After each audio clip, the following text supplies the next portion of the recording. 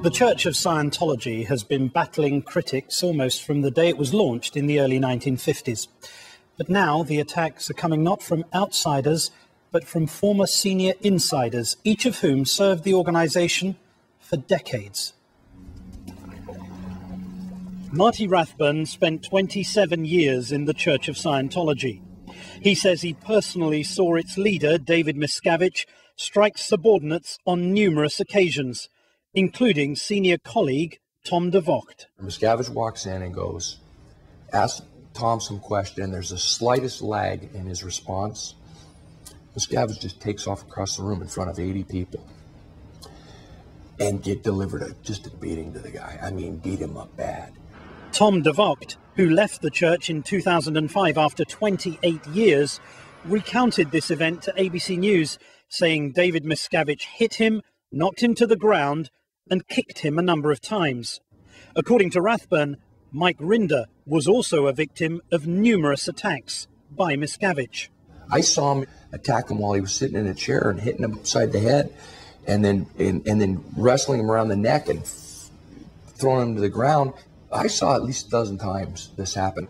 Amy Scobie says she also witnessed Miscavige attack Rinder. Grabbed him around the neck and was throttling, squeezing hard to the point where David's face was shaking and arms were shaking that he was squeezing so hard. Mike Rinder, who left the church in 2007, corroborated these specific incidents and told ABC News he was the victim of repeated acts of random violence at the hands of Miscavige. So I hear his voice booming out in the hallway. Bruce Hines says he himself was physically struck by Miscavige. He said, "Where is that mother?" And he just walked up and he hit me on the side of the head. It was he didn't have a closed fist, but it was an open hand. But it definitely hurt, and it definitely knocked me back. Why didn't you react by hitting back? That would mean I had just forfeited my hope for eternity. Your hope for eternity? Yeah, because it's drilled in over and over and over again. The Scientology has the only route to freedom. So he has the power over eternity? Yes. The church provided ABC with more than a dozen affidavits from current Scientologists, including some of the supposed victims, saying allegations that Miscavige struck subordinates are false and ridiculous. He is not a man of violence. Tommy Davis, Scientology spokesman, says these former staffers are bitter and disgruntled liars.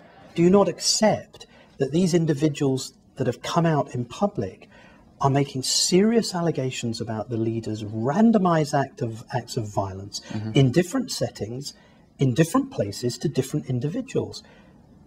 These are the details of these attacks are worrying, because it's not three people in one room describing one event. These are randomized acts of violence. Well, they're made to seem that way. They're not independent. Tom DeVocht has described being personally hit. If he was personally hit, then why in his 20 years of marriage to his wife did he never say anything to her about it? Why did Mike Rinder, who was married for 35 years, why has his wife made it very clear that never did he come home with any bruises, any marks, nor did he ever mention ever being attacked by Mr. Miscavige, struck or hit by him? In fact, Mike Rinder to the BBC stated repeatedly allegations of his having been physically attacked by Mr. Miscavige are rubbish, rubbish, rubbish, rubbish. That's absolute rubbish. Rubbish, rubbish. In 1998, you told the St. Petersburg Times, and I quote, "I have never known David Miscavige in 20 years to hit anyone." So were you lying then, or are you lying now? Then. Why did you speak to newspaper reporters and lie so blatantly? Because at the time, I perceived that this guy was of the importance that we had to do that. If I told the truth to a newspaper reporter on something like that, I could have been expelled from Scientology forever. Davis says not only has David Miscavige never been violent towards anyone, he says it was in fact Marty Rathbun himself who was the violent one. The only person I know of who was abusive and cruel was Marty Rathbun. He was an abusive, cruel, and violent man. I have admitted that I have engaged in stuff. You are the perpetrator of violence yourself within the organization. It wasn't in my nature whatsoever. Rathbun admits that he was violent on many occasions, but says it was because Miscavige urged him to be physical, an allegation the church denies. Isn't that an excuse? It's reality. Isn't it easier to blame Mr. Miscavige than take personal responsibility? Easier? No, not at all. He created an environment where he was getting others to do the same.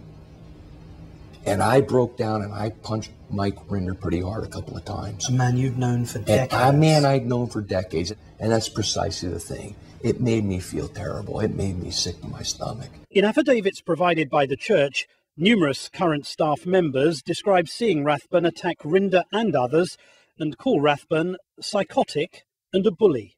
Mike Rinder corroborated to ABC News that he was a victim of abuse at the hands of Rathbun. But violence, according to Bruce Hines, wasn't the only tool used to discipline staff. I was assigned to the Rehabilitation Project Force, it's called, or generally known as the RPF. The RPF is a disciplinary program for Sea Org members, which Hines says includes manual labor and intensive counseling. The question they ask, was there an evil purpose or destructive intention that prompted you to commit that overt? After many hours of this, you start to come up with things like, oh, I guess I must really want to destroy mankind. Whew. Think about it. 6 years of that was a lot.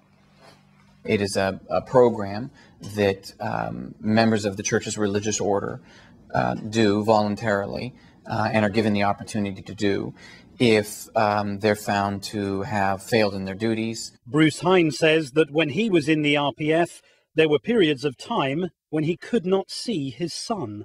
In this case, where the RPF was also where the school was, and I would get to see him sort of run by in the distance sometimes, and we would kind of wave to each other.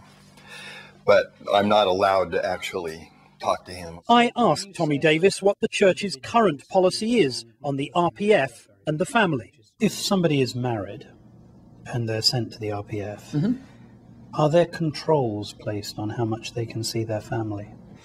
There's specific policies which apply to the Rehabilitation Project Force, which govern how the person doing the program,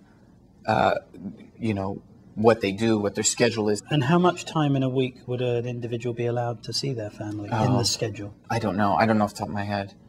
Once a week?